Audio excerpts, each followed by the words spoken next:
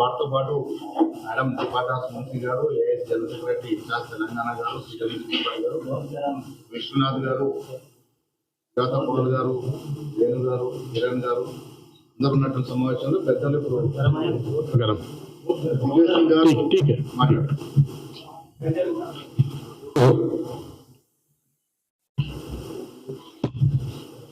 आज हमारे बंजारा समाज के गुरु संत सेवालाल जी का 250वीं जयंती पर उनके हमारी श्रद्धा सुमन, और ये वो घुमक्कड़ जाति है जो पूरे देश में जिसकी एक ही भाषा है, और जब इंटरनेट और सड़कें नहीं थी तब मीन्स ऑफ कम्युनिकेशन ये हमारा बंजारा समाज हुआ करता था। आज हमारे संत सेवालाल जी की जयंती पर हमारे सभी लोगों को, बंजारा समुदाय के लोगों को हार्दिक शुभकामनाएं। हमें इस बात की प्रसन्नता है कि हमारे भूतपूर्व प्रधानमंत्री पीवी नरसिम्हा राव जी को भारत रत्न दिया गया और उन्हें सम्मानित किया गया। लेकिन यदि आप देखेंगे तो भारत के इतिहास में आजादी के बाद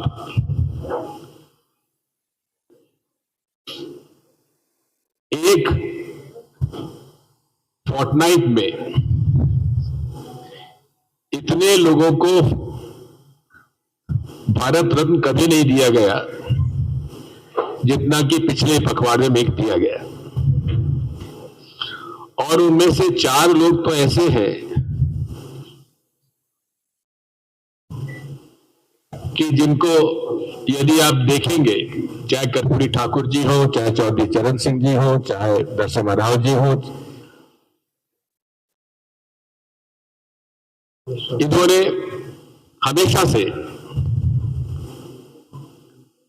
हमेशा से भारतीय जनता पार्टी और राष्ट्रीय स्वयंसेवक संघ की नीतियों का विरोध किया। एमएस स्वामीनाथन जी की रिपोर्ट का पालन न करते हुए उन्होंने उनको भारत रत्न दिया। इसमें कोई शक की बात नहीं है कि सभी वो लोग हैं जिनको कि मिलना चाहिए था, लेकिन इसका उपयोग राजनीतिक हथियार के रूप में किया जाए, ये बात समझ में नहीं आती है। फिर भी हमें इस बात की प्रसन्नता है कि हमारे नरसिम्हा राव जी का सम्मान उन्होंने किया है, हम उनके आभारी हैं। साथियों,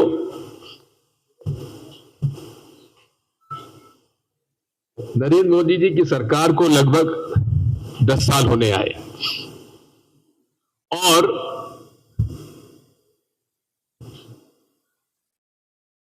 उन्होंने हमारे 10 साल के कार्यकाल का श्वेत पत्र जारी किया, जबकि श्वेत पत्र की मांग हम लोग कर रहे थे कि भाई आपके 10 साल में आपने क्या किया, इस श्वेत पत्र दीजिए। We wanted the white paper on the governance of the Modi government, not on the governance of Dr. Manmohan Singh ji UPA government. So therefore we came out with this document, 10 साल अन्याय काल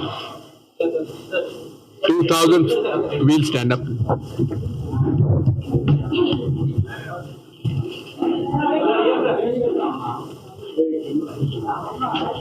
So this is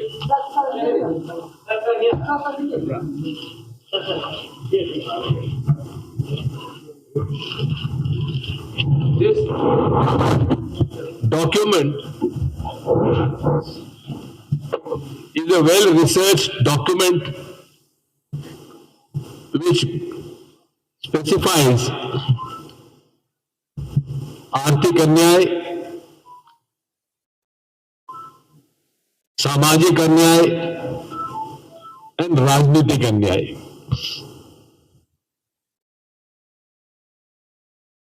यदि आप देखेंगे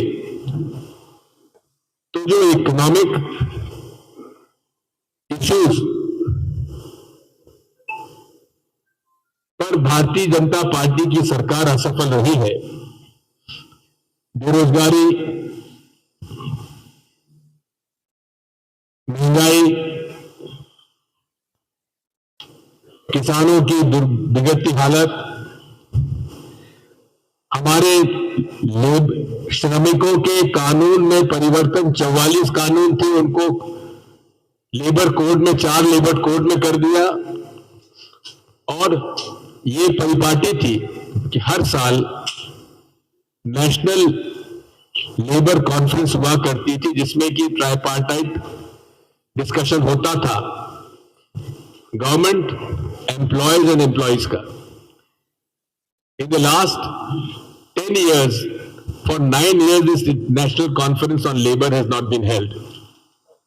Then the close association of the Prime Minister with the corporates, few favored corporates, particularly Mr.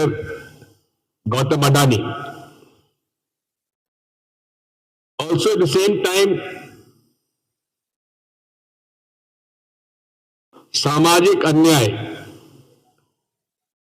SCs, STs, OBCs. Now we have been demanding a caste-based census. जातिगत जनगणना का हम लोग समर्थन करते हैं, और इसमें राहुल गांधी जी ने बराबर इस बात को कहा है कि जो भागीदारी होना चाहिए SC, ST, OBC माइनॉरिटीज की, वो जो प्रशासकीय और शासकीय तंत्र है उसमें 3% भी नहीं है। इसी प्रकार महिलाओं के ऊपर अत्याचार, सामाजिक जो सद्भाव की व्यवस्था होनी चाहिए उसमें बिगाड़ हुआ है। सर्वधर्म समभाव का हमारा संविधान में संकल्प है, equal opportunities to all, particularly protection of to the minorities. इसमें काफी लोगों में गतिरोध आया है। इस तरह से यदि देखेंगे तो राजनीतिक अन्याय में इंस्टीट्यूशंस को सबवर्जन किया गया, CAG रिपोर्ट्स नहीं आ रही है, इलेक्शन कमीशन ऑफ इंडिया भेदभाव कर रहा है, और हमारी नेशनल सिक्योरिटी को भी खतरा है। देश के सेनापति जो हमारे आर्मी कमांडर है वो कहते हैं कि चाइना हमारे इलाके में घुसा है। वहां के हमारे लोग कहते हैं कि चाइना ने हमारी जमीन पर अधिकार किया है। रक्षा मंत्री कह रहे हैं कि हाँ हुआ है, लेकिन प्रधानमंत्री कहते हैं कि ना कोई आया है ना कोई यहां पे बैठा है। This is the very fact that it goes contrary. The Prime Minister is contradicting his army chief. He is contradicting his defense minister. But why? Why doesn't he speak out against China? Why is he so shy of speaking against China? So these are the basic issues. In detail, I would like you to go through the economic, social indicators which have been highlighted. How I will say लोगों के साथ अन्याय हुआ, इन वर्गों के साथ, ये हमें इस बात को बताना है। इस देश में भारत जोड़ो यात्रा राहुल गांधी जी ने की कन्याकुमारी से कश्मीर तक, जिसका मूल उद्देश्य था जो देश में नफरत फैलाई जा रही है, कटुता फैलाई जा रही है, सांप्रदायिक सद्भाव बिगाड़ा जा रहा है, उसको कैसे हम लोग आगे बढ़ाएं। और जो फेमस स्टेटमेंट है, मैं नफरत के बाजार में मोहब्बत की दुकान खोलना चाहता हूं, that was the crux of our Bharat Jodo Yatra. Now the east west yatra is the Bharat Jodo Nyay Yatra, and the 5 issues of this yatra is giving justice to the farmers, giving justice to the women, giving justice to the youth, giving justice to the labor. And to do that, participation, भागीदारी, किसानों को न्याय, महिलाओं को न्याय, युवाओं को न्याय, श्रमिकों को न्याय, और ये सबको पूरा न्याय दिलाने के लिए सबकी भागीदारी, विच इज द एसेंस। ये हमारा भारत के जो सनातन धर्म की परंपरा है, सर्वधर्म संभाव, वासुदेव कुटुंबकम, उसका ही आधार, this is the idea of India. और वही हमारा कांग्रेस की मेन आइडियोलॉजी रही है, और वही इंडियन कॉन्स्टिट्यूशन का मूल आधार है, जिसको कि भारतीय जनता पार्टी वायलेट करने में लगी हुई है।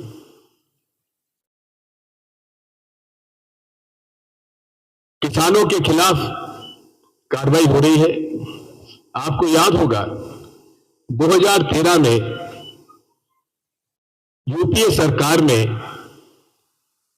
लैंड एक्विजिशन एक्ट 2013 पास हुआ, जिसमें कि किसानों की जो जमीन अक्वायर कर ली गई लेकिन 5 साल तक कोई काम नहीं हुआ तो उसको वापस लौटाने का प्रोविजन डाला।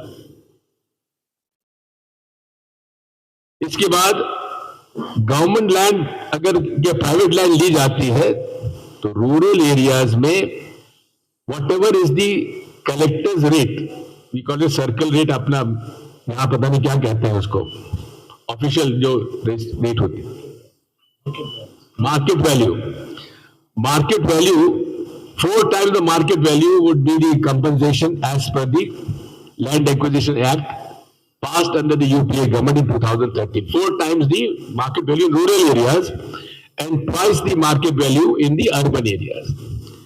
First thing which Modi ji did in 2014 was to bring an ordinance to change that Land Acquisition Act. This shows the ideology of the Bharatiya Janata party. राजनीति विचारधारा के आधार पर होती है।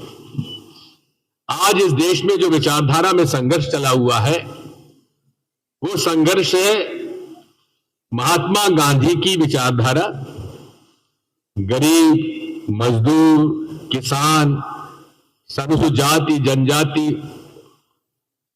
जो वंचित वर्ग है, the deprived sections on one side, और दूसरा बड़े बड़े व्यवसायी, कॉरपोरेट्स, बिग लैंडलॉर्ड्स, इन दोनों विचारधाराओं के बीच में एक तरफ गांधी जी की विचारधारा, एक तरफ नाथूराम गोडसे की विचारधारा है,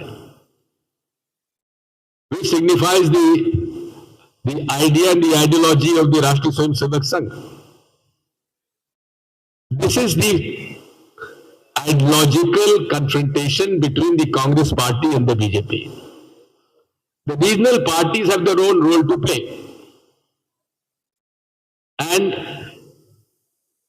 we would like them to go on the ideological grounds rather than on personal grounds.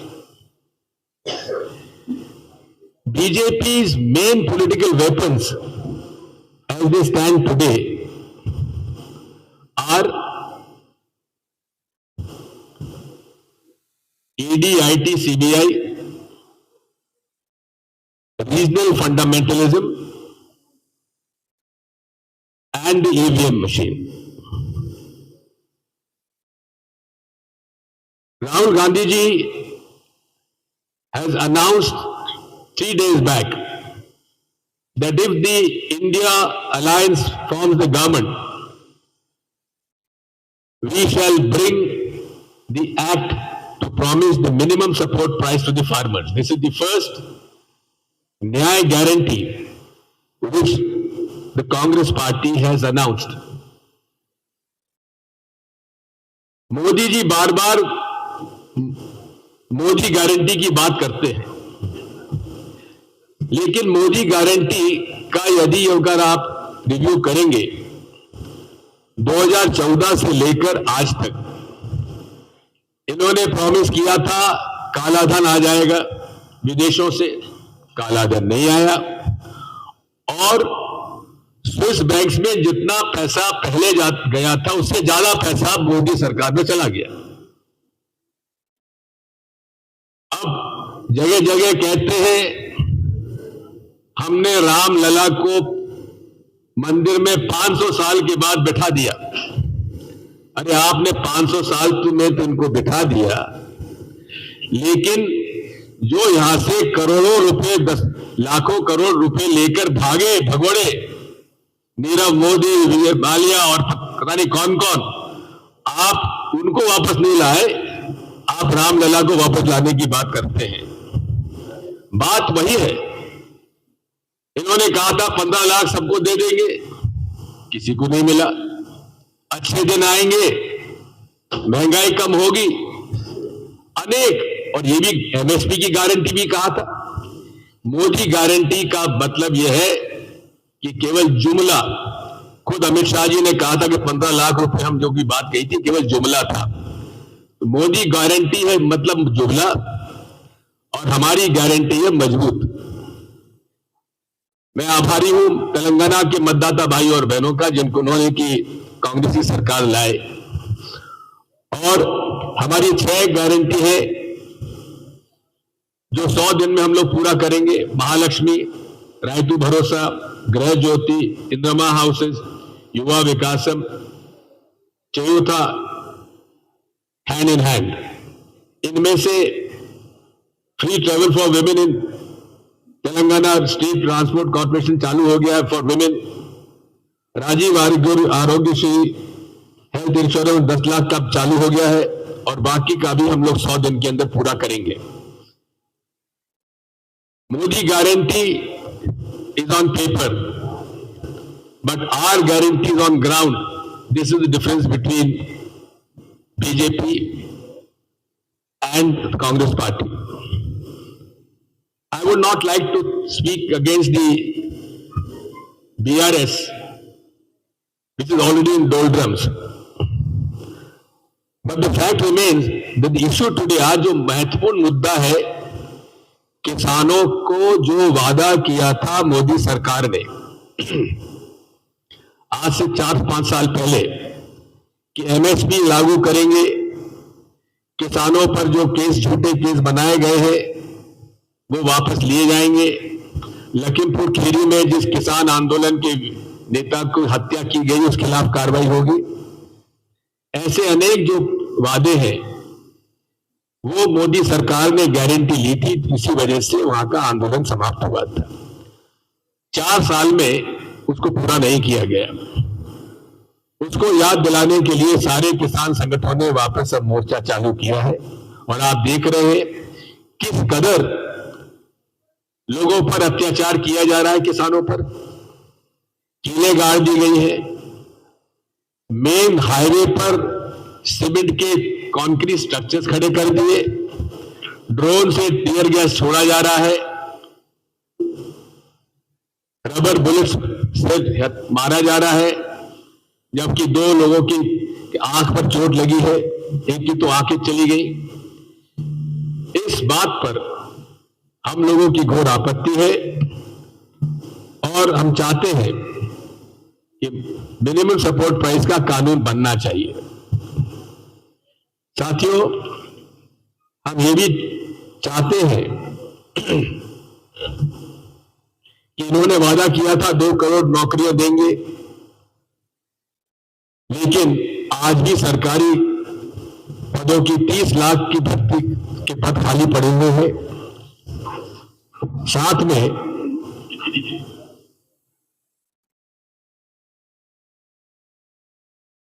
इन्होंने, अगर आप देखेंगे कि 1947 से 2014 तक इस देश में जो कर्जा लिया गया था वो अब कितना बढ़ गया है, सब आपको देखेंगे कि उस समय लगभग 33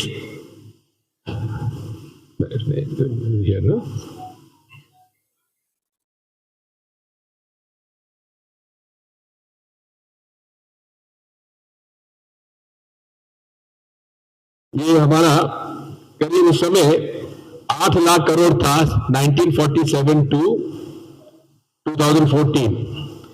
Between 2014-2023, 55 lakhs करोड़ का लोन अब गवर्नमेंट पर हो गया है. From 1947 to 2014, it was only 8 lakh crores. Now the loan has gone up to 55 lakh crores. Now also you must, मैंने जो आपसे कहा था विचारधारा का फर्क है, एक तरफ गरीब किसान है, मजदूर है और दूसरी तरफ कॉर्पोरेट्स हैं. बड़े कॉर्पोरेट्स के लोन राइट ऑफ किए हैं. 14.5 lakh crore loans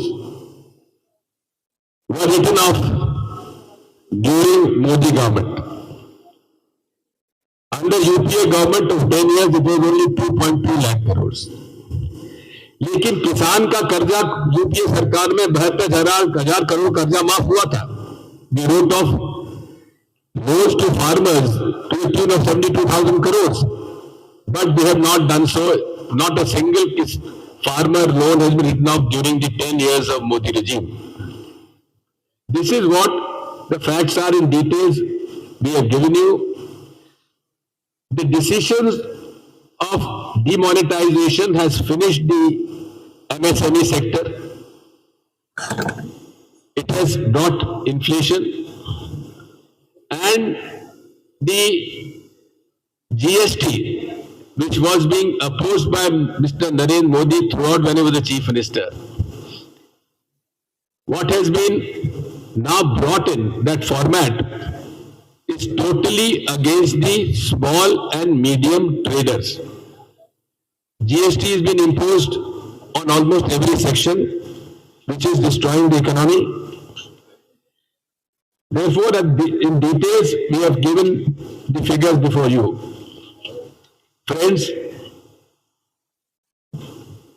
I would like to assure you that the Congress party stands for the welfare of the poor, the deprived, the middle class, which is now being burdened with the higher inflation and unemployment.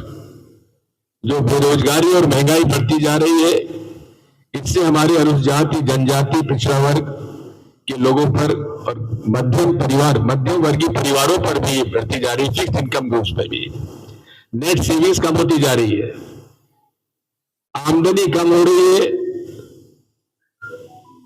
खर्चा ज्यादा हो रहा है, गरीब होता जा रहा है, अमीर होता जा रहा है.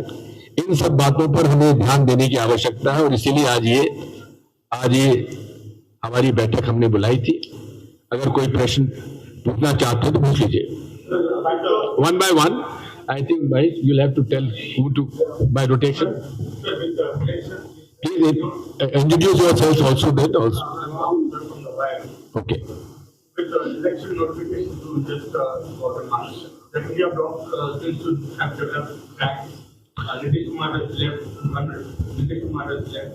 Kejriwal has considered only one seat to Congress, and Mamata Banerjee is talking in different directions, moving in different directions. How confident are you working together for your party? You must understand the compulsions of the regional parties in their own state. This alliance is at the national level, not at the state level. There is a difference between the two. What is most important is the fight against the ideology of the RSS. the ideology of hatred, the ideology of the prosecution of the weaker sections and the minorities. So this fight is at the national level, not the state level, number one. Number two, as far as Bengal is concerned, Deepadas Munshi ji is from Bengal. Probably she will be able to explain to you in a better way. In Punjab,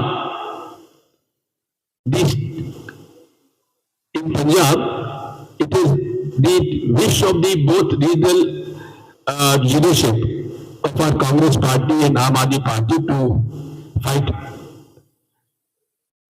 separately. In Bengal, the discussions are on. In Delhi, Aam Aadmi party and the Congress will come to some understanding. What I'm trying to say is that India Alliance stands firmly on the ground.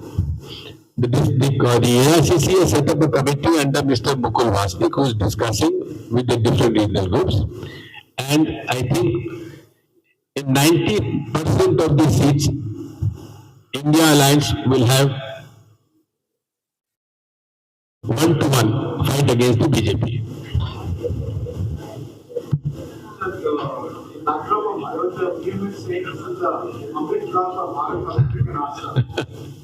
It is not a Amrit Kal, it is the Vidhwans and a Vinash Kal for this nation. I just want to ask you, भगवान राम हम लोगों के लिए आस्था के रूप है. It is my right as a citizen of this country, मेरा ये अधिकार है कि मैं जिस भी धर्म का पालन करना चाहूं मैं पालन करूं, इसमें किसी को ऐतराज नहीं होना चाहिए. भगवान राम का मंदिर का निर्माण जो हुआ है, ये निर्माण हुआ है सुप्रीम कोर्ट के आदेश से, और नरसिम्हा राव जी ने उस समय रामालय ट्रस्ट बना दिया था. उनका सोचना था कि इसको धार्मिक गुरुओं को सोचना चाहिए, को सौंपना चाहिए, इसको राजनीति का मुद्दा नहीं बनाना चाहिए, और इसलिए उन्होंने रामालय ट्रस्ट का गठन किया था, जिसका कि मूल उद्देश्य राम मंदिर का निर्माण था नरसिम्हा राव जी के समय में. उसमें चारों शंकराचार्य जी और रामानंदी संप्रदाय के रामलेशाचार्य जी, इनको उस ट्रस्ट में रखा था मंदिर निर्माण के लिए. अब उसमें क्या किया कि भारतीय जनता पार्टी ने जितने भी हमारे धार्मिक गुरु थे उनको अलग कर दिया, और विश्व हिंदू परिषद को काम सौंप दिया. विश्व हिंदू परिषद ने चंदा उगाया 92-93 में रथ यात्रा में 1400 करोड़ का. उसका हिसाब आज तक नहीं दिया.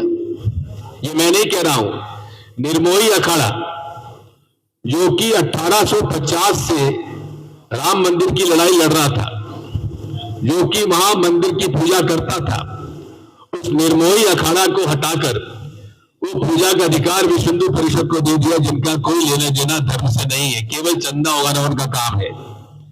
निर्मोही अखाड़ा वाले आज मांग करते हैं कि 1400 करोड़ का हिसाब दो, और विश्व हिंदू परिषद के जो चंपत राय जी हैं उन पर यह आरोप है कि जो ट्रस्ट का पैसा इकट्ठा हुआ उस पर लैंड डील में उन्होंने भारी भ्रष्टाचार किया है.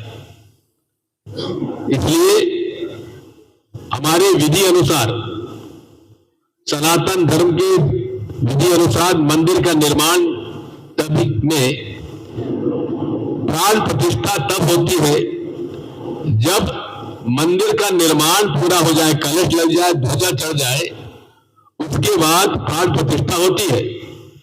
लेकिन मोदी जी ने चुनाव का मुद्दा इसको बना दिया. अरे राम का जन्म हुआ था रामनवमी पर, जो अप्रैल में आता है, लेकिन उन्होंने 22 जनवरी को उसमें उद्घाटन इसलिए करा लिया, प्राण प्रतिष्ठा करा लिया, जिसकी वजह से, क्योंकि उनका लोकसभा चुनाव था, और जब भी प्राण प्रतिष्ठा होती है तो जो पूजा करते हैं उसमें पति पत्नी दोनों को बैठना आवश्यक होता है। अब वहां 4 लोग जो बैठे थे सब अकेले थे, नरेंद्र मोदी अकेले, आनंदीबेन पटेल अकेली, मोहन भागवत अकेले और मयंक आदित्यनाथ अकेले। ये शास्त्रों के विपरीत काम हुआ है, धर्म के शास्त्रों के विपरीत काम करके मोदी जी ने ये काम किया है। हमारे हजारों साल के शंकराचार्य की जो पीठ है, जो संस्था है, उसको उन्होंने सम्मान नहीं दिया, ये हमारी आपत्ति है।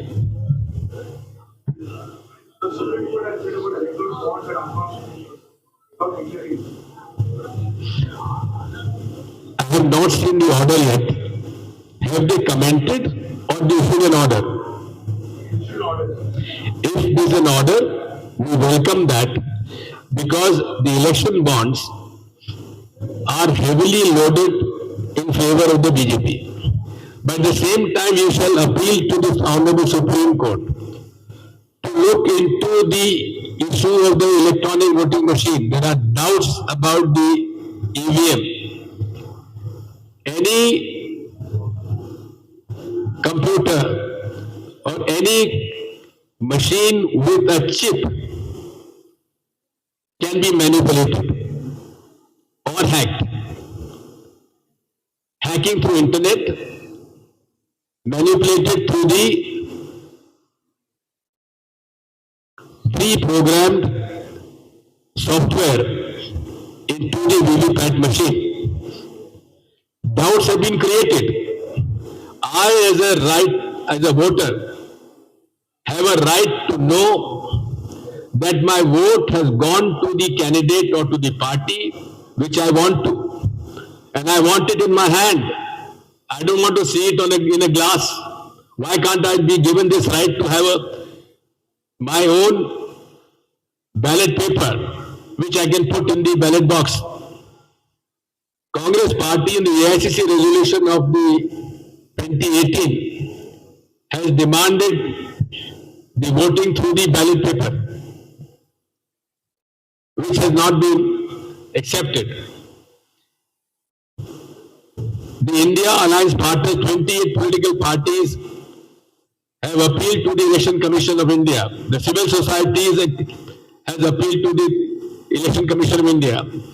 The ADR, the organization which is looking into the conduction of the elections by the civil society, have raised basic fundamental questions about the functioning of the EVM. Number one, if there is a software, why can't it be made public? The responsibility and the constitutional authority given to the Election Commission of India is to ensure free, fair and transparent elections in this country. And if there are doubts, these doubts have to be cleared. There are fundamental rights, objections which have been questioned, which have been raised. They say it is a standalone machine. The question we have raised is, if it is a standalone machine, how do you load the name and the symbol of the candidates to the symbol loading units in the VVPAT machine? These are the basic fundamental issues which we have raised, which the ECI is not telling us.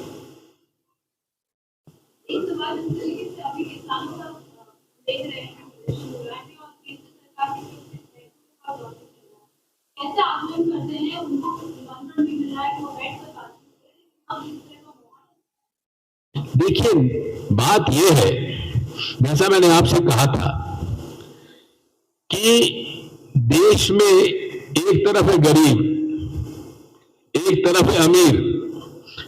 गरीब गरीब होता जा रहा है, अमीर अमीर होता जा रहा है। अब किसानों से चर्चा करने के लिए मोदी जी ने कौन से मंत्री जी के जिम्मे सौंपा है?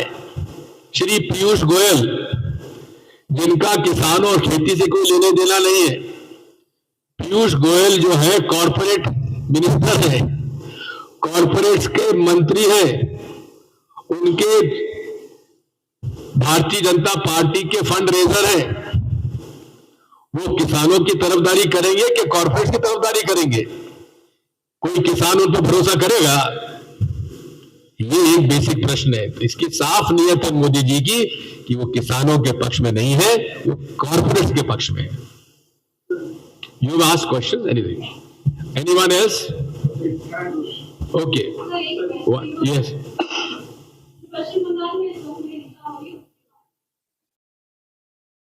पश्चिम बंगाल में जो हिंसा हुई, देखिए बात यह है, जहां भारतीय जनता पार्टी चाहेगी वहां हिंसा होगी, क्योंकि वो they engineer situations where the basic regional and religious conflicts come in. Therefore, Bharatiya Janata party पूरी तरह से इसके लिए जिम्मेदार है। Yes, last question. A statement of farmer leader Jatin Singh, BJP is saying that it's politically motivated. He says that the wrath of Modi has gone up after Ram Temple, it will be brought down. And that statement of his is saying the entire movement is politically motivated. Please do understand, the Ram Mandir was not such a big issue when the farmers were promised certain issues like the MSP, withdrawal of cases, etc. So BJP is basically master in disinformation campaign, and they've engaged global PR agencies to spread rumors,